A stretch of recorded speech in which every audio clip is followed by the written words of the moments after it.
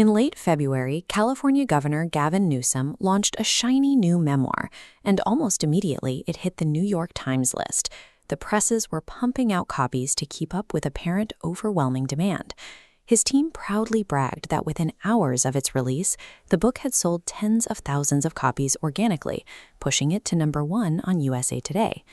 But if we pause the victory lap and look at a stop on the governor's book tour in Atlanta, the narrative hits a strange contradiction. Standing in front of a crowd, the author of this brand new book openly leaned into his struggle with severe dyslexia. He told the audience he's a 960 SAT guy and confessed that he literally cannot read a speech.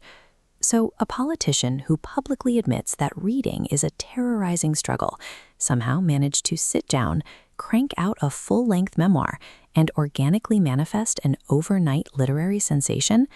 The explanation for how he achieved this isn't found in literary reviews. It is hiding in plain sight within federal campaign finance filings.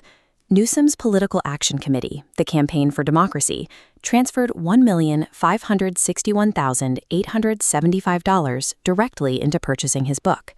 That massive amount translates to roughly 67,000 physical copies.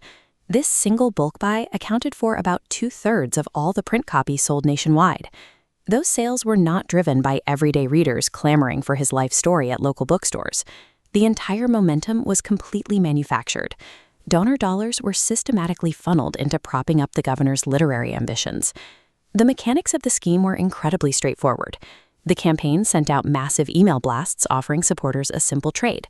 Donate any amount of money, even spare change, and we will mail you a copy of the memoir. Small donors gave cash to the PAC, which bought the books at wholesale and distributed them like swag.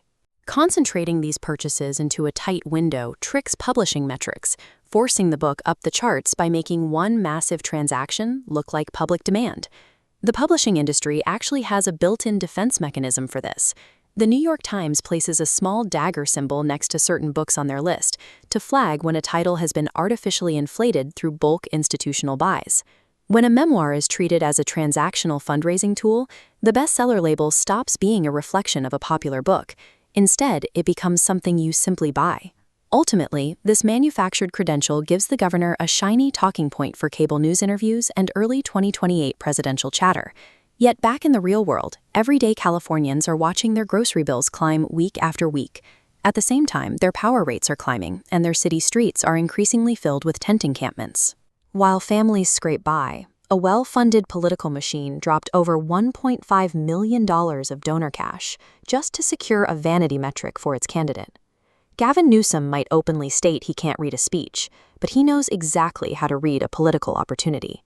By using his own PAC to bankroll his literary success, he literally wrote the book on self-promotion.